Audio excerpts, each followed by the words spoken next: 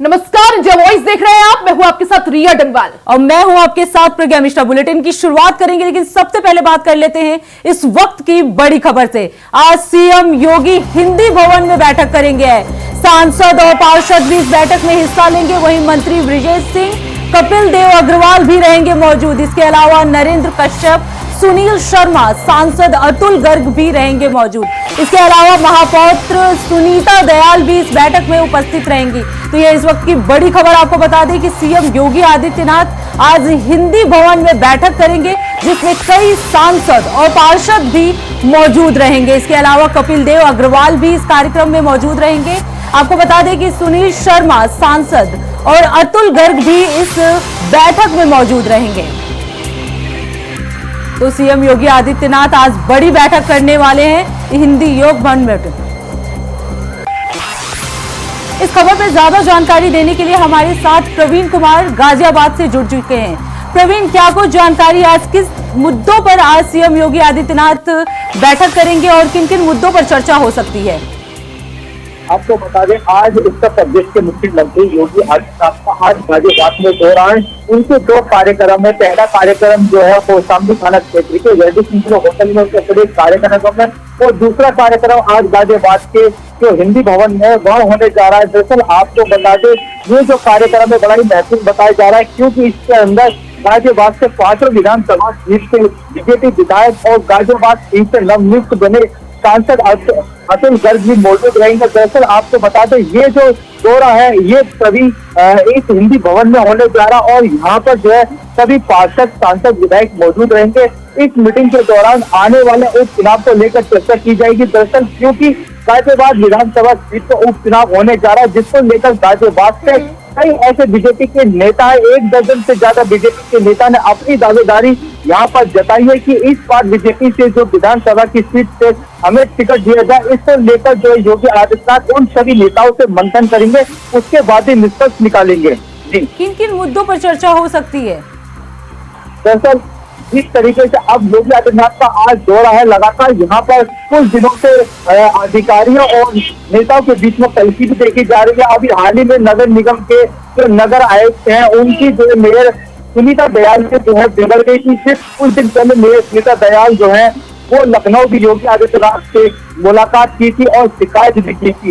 एक ये भी चर्चा का विषय बन रहा है कि उनके आने से जो है इस बात का मुद्दा उठाया जा सकता है। और दूसरा मुद्दा जो खास है वो है विधानसभा उपचुनाव, जिसको लेकर आज मुख्यमंत्री बिल्कुल जिस तरह से अतुल गर्ग के संसद भवन पहुंचने के बाद जो है उनकी सीट खाली हुई है, जिस वजह से उपचुनाव होना है, ऐसे में उपचुनाव को देखते हुए क्या टिकट को लेकर भी यहाँ पर मंथन, किस करीबी नेता को यहाँ पर टिकट दिया जा सकता है, या किस तरह से तैयारियां ताकि बीजेपी जो है फिर से एक बार परचम लहरा सके? आपको बताएं, दरअसल जब गाजियाबाद की जो विधानसभा सीट है, यहाँ से लगातार यहाँ पर बीजेपी का ही कब्जा रहा है। लेकिन अधिकतर जो देखा जा रहा है, इस बार जो बीजेपी के जो उम्मीदवार है अतुल गर्ग, यहाँ से सबसे पहले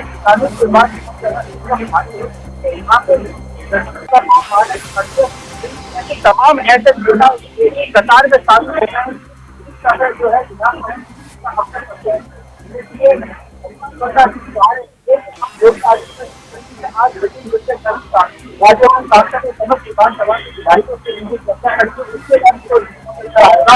गाजियाबाद की जो अहम सीट है, क्योंकि प्रवीण, मुख्यमंत्री योगी आदित्यनाथ की आज गाजियाबाद में मौजूदगी, किस तरह से उनके दौरे को लेकर तैयारियां? आपको बता दें, तैयारियों को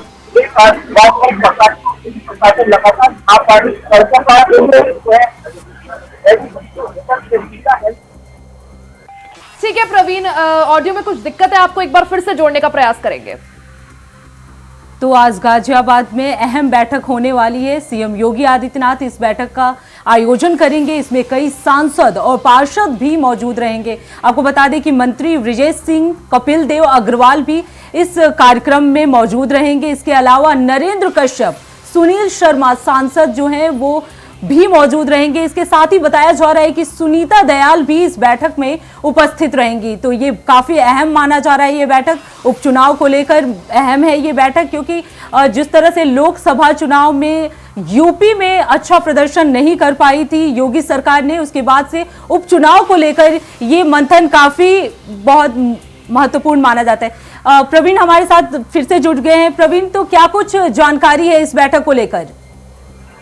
जी आपको बताएं, आज इनका योगी आदित्यनाथ का जो है 1 बजे का दौरा है और वो सीधा हिंदी भवन पहुंचेंगे गाजियाबाद में। सभी बीजेपी के नेता कार्यकर्ताओं ने तैयारी कर ली है। 250 कार्यकर्ता इस मीटिंग में जो है मौजूद रहेंगे। योगी आदित्यनाथ वहां बैठकर उनसे मीटिंग करने का, कार्यकर्ताओं में जोश भरने का काम करेंगे, क्योंकि जिस तरीके से अब जो प्रधानमंत्री की चुनाव, लोकसभा के चुनाव हुए तो परिणाम को देखते हुए, हालांकि विधानसभा की सीट तो यहाँ से खाली तो हो गई है, लेकिन अतुल गर्ग जो यहाँ से सांसद बने हैं उनको बड़ी कड़ी मशक्कत के बाद और कम वोटों के अंतर से जीत हासिल की थी, जिसको देखते हुए जो उत्तर प्रदेश के जो मुख्यमंत्री योगी आदित्यनाथ है, बीजेपी अध्यक्ष आज यहाँ आकर जो है इस तरीके की चर्चा करेंगे कि कई उनकी वो सीट जो सेफ मानी जाती है वो किसी तरीके से आज वो अनसेफ ना हो जाए, इसलिए आज वो कार्यकर्ताओं में जोश भरेंगे और सभी से सलाह मशवरा करके एक अच्छा उम्मीदवार यहाँ से प्रत्याशी घोषित करने की उनको निष्कर्ष निकालेंगे। विनय, ये भी जिस तरह से लोकसभा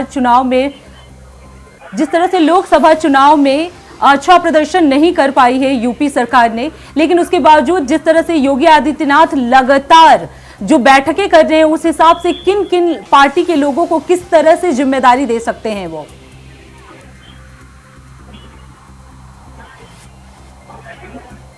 प्रवीण, आपको आवाज आ रही है हमारी?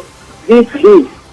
तो सीएम योगी आदित्यनाथ किन किन लोगों को किस तरह से कितने महत्वपूर्ण जिम्मेदारियां दे सकते हैं इस बैठक में? दरअसल आपको बता दें, गाजियाबाद से जो सभी विधायक, जो 5 विधायक है और सांसद अतुल गर्ग जो है, उनसे समेत बीजेपी के महानगर अध्यक्ष है, इन सभी से वो चर्चा करके ये निष्कर्ष निकाल के दिखाई देंगे और उनको जिम्मेदारी देंगे, ताकि जो परिणाम हमें अभी पिछले लोकसभा चुनाव में देखने को मिला है, वो परिणाम विधानसभा चुनाव का जो एक सीट गाजियाबाद से खाली है और उत्तर प्रदेश से 10 विधानसभा चुनाव का जो सीट का चुनाव होने वाले, उसको देखते हुए योगी आदित्यनाथ लगातार अपने जो कार्यकर्ताओं में जोर भरने का काम कर रहे हैं और ये इसी वजह से वो लगातार अपने दौरों पर जा रहे हैं और बीजेपी के वरिष्ठ नेताओं से संपर्क में है कि इस बार कोई भूल न हो, जो जनता की जो मांग है, शिकायत है, उनको समय से हालांकि गाजियाबाद जो सीट रही है बीजेपी के लिए, जैसा आपने भी कहा, काफी सेफ हम बोल सकते हैं, काफी लंबे समय से बीजेपी यहां पर जीतती हुई आ रही है। अतुल गर्ग काफी भारी वोटों से जीतकर दिल्ली पहुंचे। अब क्या माना जाए, जिस तरह से अब 10 सीटों पर उपचुनाव है और समाजवादी पार्टी कोशिश यही करेगी कि बीजेपी की गढ़ों पर भी सेंधमारी की जा सके, ऐसे में बीजेपी की तरफ से क्या कुछ रणनीति? देखिए, ऐसा क्या है, गाजियाबाद में जो लगातार अगर विधानसभा चुनावों की बात करें पिछले 5 दशकों की, तो यहाँ से इससे पहले जो है बीजेपी के विधायक रह चुके, उससे पहले सपा के भी रहे, बसपा के रहे, लेकिन जब से मोदी सरकार आई है उसके बाद का गाजियाबाद का जो राजनीतिक समीकरण है वो बदल गया है। जनता जो है यहाँ के विधानसभा जो चुनाव के प्रत्याशी होते हैं उनके कार्यकाल को देखते हुए यहाँ पर वोट डालती है।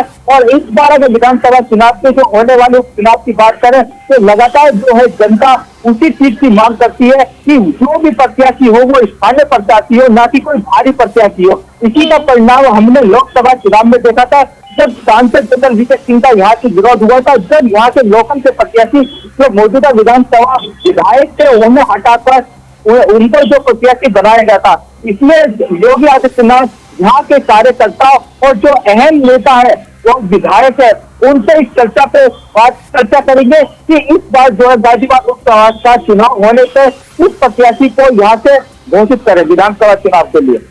बिल्कुल विनय। प्रवीण, महापौर सुनीता दयाल भी इस बैठक में उपस्थित रहेंगी, उनकी क्या जिम्मेदारियां रहेंगी इस बार?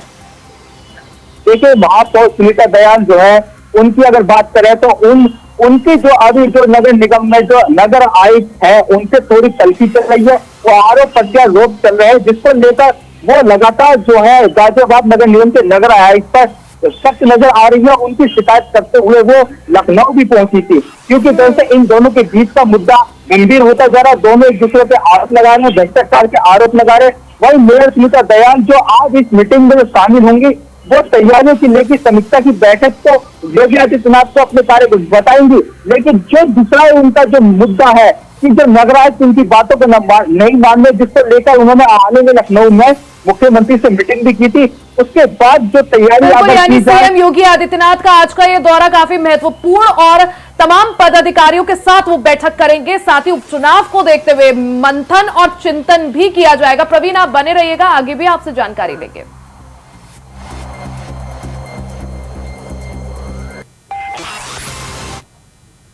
खबरों में आगे बढ़ते बात लखनऊ की कर लेते हैं। बसपा अध्यक्ष मायावती ने एक्स पर पोस्ट किया है। SC/ST आरक्षण में वर्गीकरण मामले में मायावती ने लिखा है कि केंद्र सरकार ने अभी ठोस कदम नहीं उठाया है। बीजेपी SC/ST आरक्षण विरोधी है, ऐसा मायावती बीजेपी पर आरोप लगा रही है। साथ ही उन्होंने आगे लिखा कि सपा कांग्रेस की चुप्पी भी बहुत घातक है। अंबेडकरवादी लोगों का हित बसपा में ही सुरक्षित है। तो एक तरफ जहां मायावती SC/ST आरक्षण को लेकर भारतीय जनता पार्टी पर जमकर निशाना साध रही है, तो दूसरी तरफ वो दूसरे तीर से कांग्रेस और समाजवादी पार्टी को भी घेरने का काम कर रही है। SC/ST आरक्षण को लेकर बसपा अध्यक्ष मायावती ने एक्स पर पोस्ट किया। SC/ST आरक्षण को लेकर जिस तरह से वर्गीकरण का फैसला सुप्रीम कोर्ट द्वारा आया था, उसका लगातार मायावती विरोध कर रही है। इसी की कड़ी में मायावती ने लिखा है कि केंद्र सरकार ने अभी तक कोई भी ठोस कदम नहीं उठाया है। बीजेपी SC/ST आरक्षण विरोधी है और समाजवादी पार्टी और कांग्रेस की चुप्पी भी इस दौरान SC/ST समाज, दलित समाज के लिए काफी ज्यादा घातक है।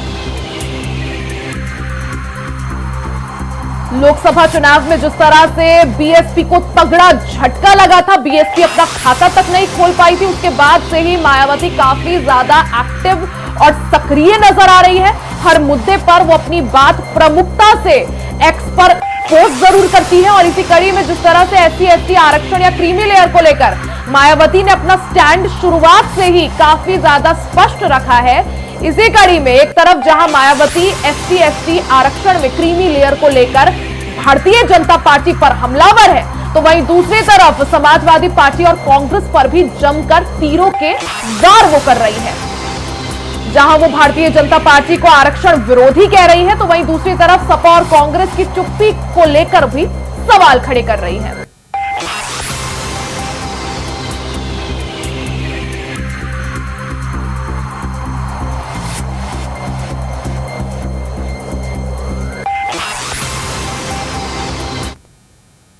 अब बात कर लेते हैं अगली खबर की। उत्तर प्रदेश पुलिस भर्ती को लेकर पुलिस प्रशासन अलर्ट है। आपको बता दें 23, 24, 25, 30 और 31 अगस्त को भर्ती परीक्षा है। वहीं जिले में 55 परीक्षा केंद्रों पर 10 पाली में ये परीक्षा होगी। 5 दिनों में परीक्षा में 2.5 लाख अभ्यर्थी शामिल होंगे। वहीं सभी परीक्षा केंद्रों पर 600 से ज्यादा पुलिसकर्मी भी तैनात रहेंगे। तो आपको बता दें कि उत्तर प्रदेश पुलिस भर्ती परीक्षा को लेकर प्रशासन काफी सख्त नजर आ रही है। 5 दिनों तक ये परीक्षा चलने वाली है। 23, 24, 25, 30 और 31 अगस्त को ये भर्ती परीक्षा होगी, जिसमें जिले के 55 परीक्षा केंद्रों पर 10 पाली में ये परीक्षा कराई जाएंगी। वहीं 2.5 लाख से ज्यादा अभ्यर्थी इस परीक्षा में शामिल होंगे। वहीं सभी परीक्षा केंद्रों पर 600 से ज्यादा पुलिसकर्मी भी तैनात रहेंगे। तो इस परीक्षा को लेकर प्रशासन काफी सख्त नजर आ रही है। हर जगह पुलिसकर्मी को तैनात किया गया है। ये परीक्षा 5 दिनों तक चलेगी, जिसमें 2 पाली में ये परीक्षा होगी, जिसमें से 55 केंद्रों पर 10 पाली में ये परीक्षा हो जाएगी। वहीं 5 दिनों की परीक्षा में 2.5 लाख अभ्यर्थी भी शामिल होंगे। सभी परीक्षा केंद्रों पर लगभग 600 से ज्यादा पुलिसकर्मी भी तैनात रहेंगे। तो पुलिस भर्ती परीक्षा को लेकर काफी सख्त दिख रही है प्रशासन। हर जगह पुलिस की मौजूदगी है। ये परीक्षा 5 दिनों तक चलेगी और ये परीक्षा 10 पालियों में 5 दिनों में 10 पालियों में की जाएगी। एक दिन में 2 पाली होगी।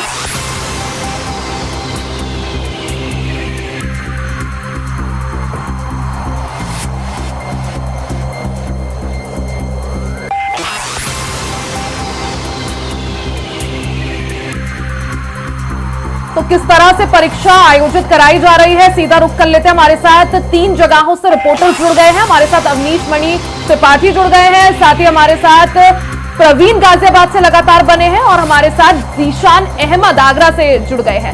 सबसे पहले जीशान, आपके पास आना चाहूंगी। जिस तरह से उत्तर प्रदेश पुलिस सिपाही भर्ती परीक्षा का आज आयोजन कराया जा रहा है, आप इस वक्त कौन से परीक्षा केंद्र पर मौजूद हैं और किस तरह से हलचल? हालांकि 10 बजे का समय था, 9:30 बजे तक सभी अभ्यर्थियों की एंट्री होनी थी, हलचल किस तरह की देख पा रहे हैं फिलहाल, और किस तरह से सुरक्षा के इंतजाम?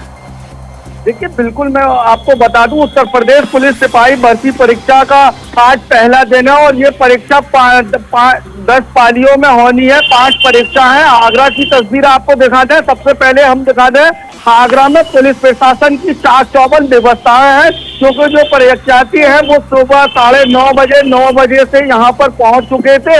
लेकिन पुलिस प्रशासन की बात करें तो पुलिस प्रशासन की यहाँ पर चाक चौबंद व्यवस्था है। वही आगरा में तमाम जो परीक्षा केंद्र हैं वह बनाए गए हैं, जहां पर हर एक परीक्षा केंद्र पर एक मजिस्ट्रेट और एक पैट्रिक मजिस्ट्रेट की ड्यूटी यहां पर लगाई गई है।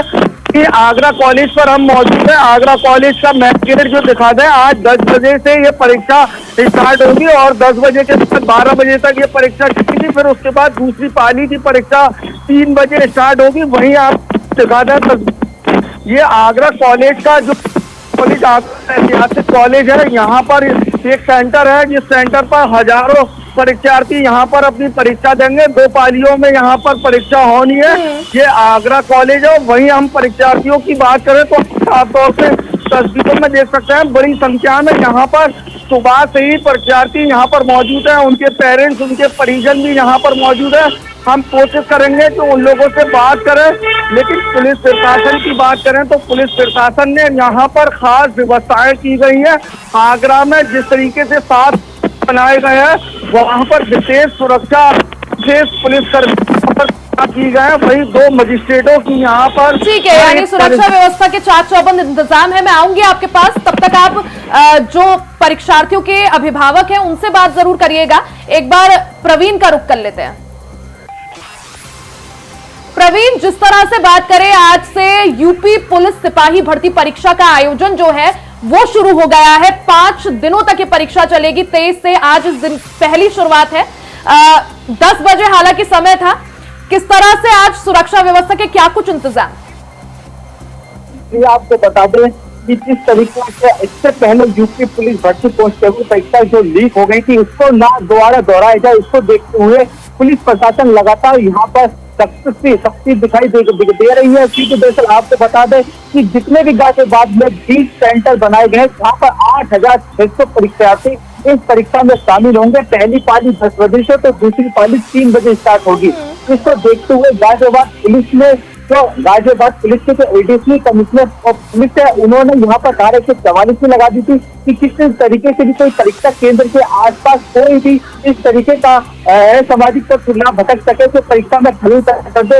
इसको देखते हुए सुरक्षा के लगातार क्या इंतजाम किए गए। सभी परीक्षा केंद्रों पर जो है सीसीटीवी लगाया गया है और उन्हीं सीसीटीवी का कंट्रोल रूम जो है डायल 112 के कंट्रोल रूम से तोड़ा गया, जहाँ पर पुलिस अधिकारी बैठकर परीक्षा केंद्र पर दे रहे परीक्षार्थियों की हलचल को देख सकता है और हर तरीके की मूवमेंट को वहाँ नोट कर सकता है। क्योंकि पुलिस जो किसी तरह की कोताही नहीं बरतना चाहती और लगातार यहाँ पर हर परीक्षा केंद्र पर 2 सेक्टर मजिस्ट्रेट भी नियुक्त किए गए हैं। इसके साथ साथ परीक्षा केंद्र पर 8 घंटे पहले एक ही गाड़ी से जो है पेपर पहुंचेंगे और वही गाड़ी सभी परीक्षा केंद्रों पर पेपर पहुंचाएगी। उसके बाद वो पेपर जो है अभ्यर्थियों के सामने खोले जाएंगे, ताकि किसी तरीके की परीक्षा पर जो है अभ्यर्थी सवाल खड़ा न किया जा सके। क्योंकि दरअसल आपको बता दें, पहले भी हमने देखा था प्रवीण की फरवरी महीने में जब इस परीक्षा का आयोजन कराया गया था तब पेपर लीक हो गया था, जिसके बाद परीक्षा रद्द करनी पड़ी थी। अब की बार ऐसी कोताही ना बरती जाए, उसको देखते हुए किस तरह से व्यवस्थाएं की गई थी ताकि जो क्वेश्चन पेपर है कहीं से भी वो लीक ना हो। आऊंगी आपके पास, आप तब जवाब दीजिएगा।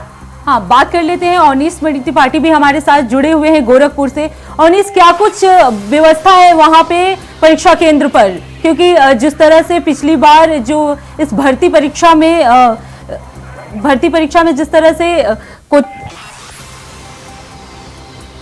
अवनीश मणि त्रिपाठी हमारे साथ जुड़ चुके हैं गोरखपुर से। अवनीश, क्या कुछ है गोरखपुर में तैयारियां परीक्षा केंद्रों पर? जी, गोरखपुर की अगर हम बात करें तो अब जैसा कि जान रहे हैं कि सीएम सिटी का गृह जनपद है, जहाँ पे प्रशासनिक व्यवस्था 4 चौबस है। विद्यालय से करीब 1 से 1.5 जो सेंटर बनाए गए हैं, उनसे 1.5 किलोमीटर दूरी का जो है पुलिस बूथ लगाया गया है, जहाँ से आने जाने वाले पथितों को, संदिग्ध व्यक्तियों की जांच पड़ताल की जा रही है, उनको वापस घुमा दिया जा रहा है। वहीं यूपी एसटीएफ ने जो है कल बांसगांव की रहने वाली एक महिला आरक्षी को जो है उसके घर से उठाया है, जिसके मोबाइल फोन में लगभग 5 एडमिट कार्ड मिले हैं। वहीं एक उसका निजी ड्राइवर है, तो दूसरा जो है निजी सचिव का ड्राइवर, तो तीसरा एक व्यक्ति जो है दिल्ली का रहने वाला है जो गोरखपुर पैसे लेने आया था, ऐसी बात आ रही है। वहीं एसटीएफ महिला आरक्षी को हिरासत में लेकर के लगातार जांच पड़ताल कर रही है। मामला कितना सही है ये तो जांच का विषय है। वहीं गोरखपुर एसएसपी लगातार बूथों का निरीक्षण भी कर रहे हैं। 2 पाली में यहाँ परीक्षा निर्धारित होगी। हम आपको बता दें कि यहाँ जो परीक्षार्थी हैं गाजियाबाद, बलिया, आजमगढ़ और तमाम जिले के जो परीक्षार्थी हैं यहाँ पहुंचे हुए हैं। मेरे पीछे जो है पुलिस व्यवस्था बनाई गई है, करीब जैमर की व्यवस्था भी बनाई गई है। लगभग 1 किलोमीटर देख रहे हैं जैसे आने जाने वाले जो लोग हैं निरंतर वापस कर दिए जा रहे हैं, क्योंकि पुलिस जो है संदिग्धों जैसे अगर कोई फोन पे बात करते नजर आ रहा है तो पुलिस उनका मोबाइल चेक कर रही है, किससे बात कर रहे हैं, फीडबैक ले रही है, उसके बाद फिर उनको वापस कर रही है। तो लगातार प्रशासनिक व्यवस्था गोरखपुर में 4/24 है। यहाँ प्रशासन एकदम जो है कल से ही हाई अलर्ट। परीक्षा केंद्रों में किस तरह से छात्रों की या अभ्यर्थियों की चेकिंग की क्या कुछ व्यवस्थाएं थी? हालांकि पहली पाली की परीक्षा तो शुरू हो चुकी है, लेकिन किस तरह से चेकिंग की गई? क्या कोई ऐसा मामला सामने आया जिसमें अभ्यर्थी को किसी तरह की दिक्कत हुई हो एंट्री लेने में?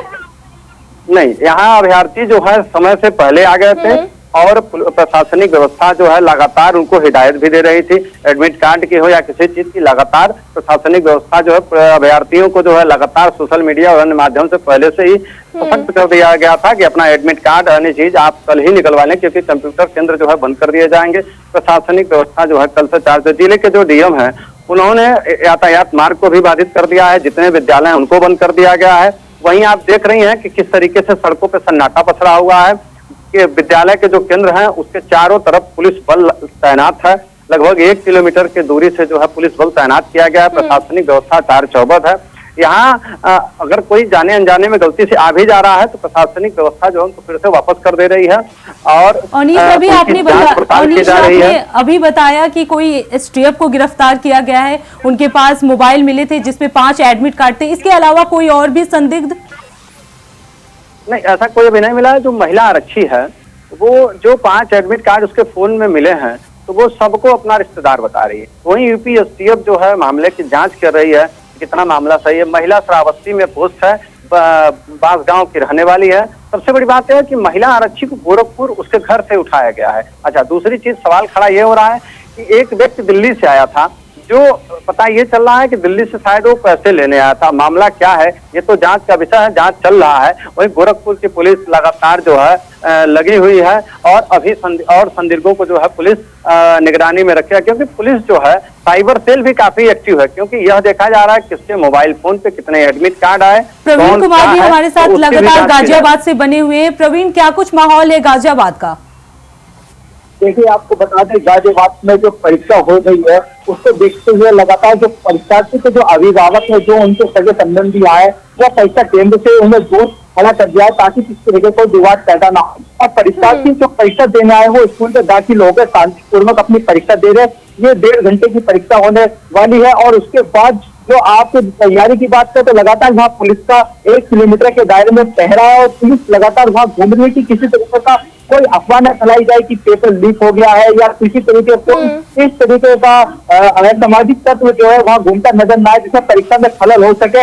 इससे लगातार यहाँ पुलिस लोगों की चेकिंग भी कर रही है और आसपास के जो है 100-200 मीटर के दायरे में स्टाफ जो स्टेशनरी की दुकान, इलेक्ट्रॉनिक की जो दुकान रहती है जहाँ फोटोस्टेट वगैरह होती है वो भी सब बंद करवा दी गई है।